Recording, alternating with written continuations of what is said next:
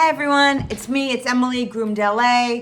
I have been talking about this journey to getting a facelift. So here is the latest. I had a really fun week. I was with my friend Robin Levine, who is the editor-in-chief of something called Charlotte's Book, which is like the East Coast version of Groomed LA. Also in the same business as me of shopping for a facelift. And we've met with so many incredible doctors. And here's what has come up this week.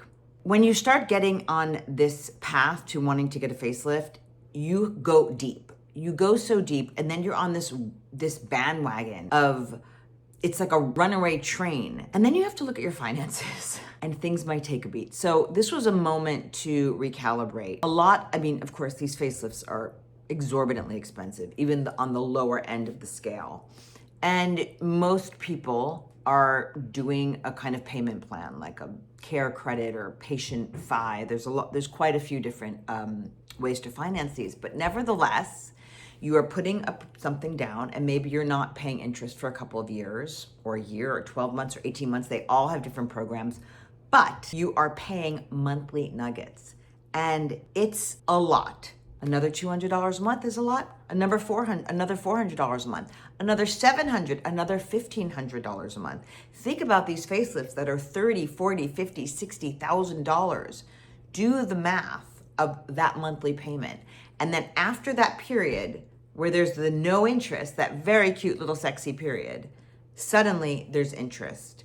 And what was maybe something that you saved up for becomes something really out of control. So I did the math, I crunched the numbers, and I was like, what? Okay, hold on. We need to pause. We need to take a real pause. Because even adding a couple $100 a month, $400 a month, $300, $200, maybe $200 a month for 12 months, then becomes a lot more once that interest kicks in.